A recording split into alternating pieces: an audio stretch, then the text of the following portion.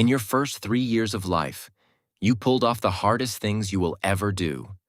You learned to walk. You learned a language from scratch.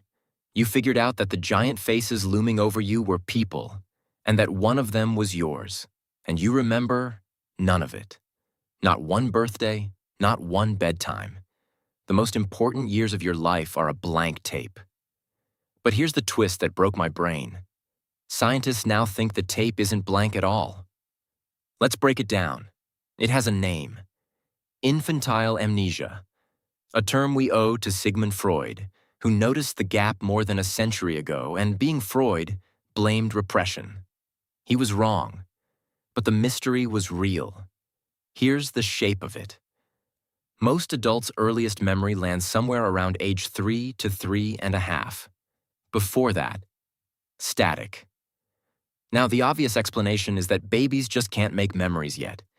Cute little empty hard drive, right? Nope. Completely wrong. Toddlers remember tons. A 2-year-old can tell you about the zoo trip from 6 months ago. A 3-year-old will absolutely rat you out for something you did last spring. The memories are in there. They're working. And then, quietly, without anyone noticing, they start to vanish. Researchers who tracked the same children for years found something eerie.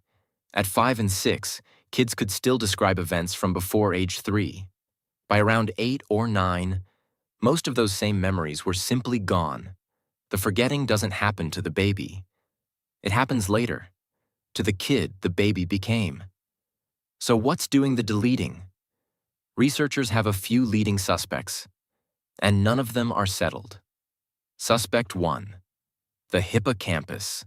That's your brain's memory librarian, and in a baby, it's still very much under construction. Suspect 2. And this is the beautiful one. In early childhood, your hippocampus is exploding with brand new neurons. Thousands and thousands of them, wiring themselves in. And there's a leading hypothesis, proposed by neuroscientists Sheena Jocelyn and Paul Franklin, that all those new arrivals rewire the circuits your old memories were stored in. Not erasing them, exactly. More like renovating the library while the books are still on the shelves. When they cranked up neuron growth in adult mice, the mice forgot faster. When they slowed it down in baby mice, the babies remembered longer. So the idea has real teeth, but it's a hypothesis, not a verdict. Suspect 3. Words. You had none. And human memory loves a filing system. A story, a label, a sentence.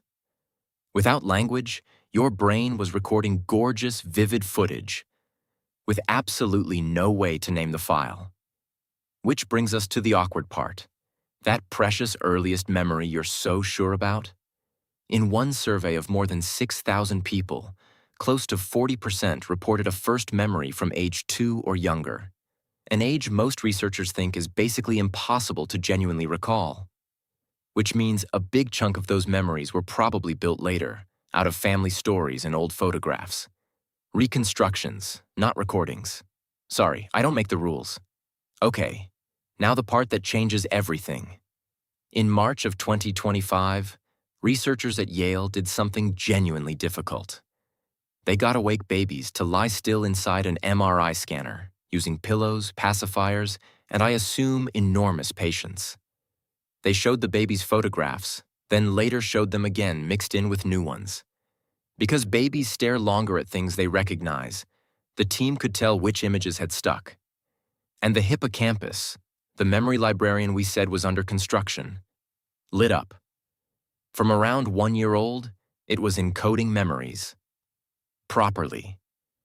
Which flips the whole question upside down. The problem might not be that your baby brain never recorded those years. It's that the grown-up you can't find the file. And there's a haunting clue from the mice. Scientists tagged the exact neurons that stored a memory in infant mice, waited until the mice had forgotten it, then switched those neurons back on with light.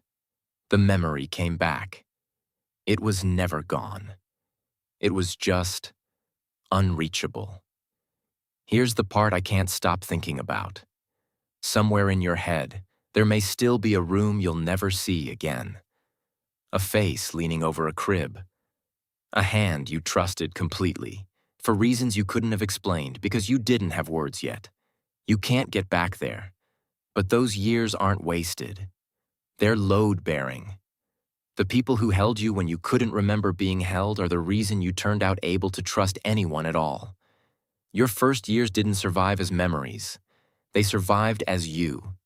If that got you, subscribe, because next time we're staying inside your skull. What actually happens if you never sleep again? There's a world record. It's 11 days, and what it did to him is genuinely hard to look at. Thanks for watching.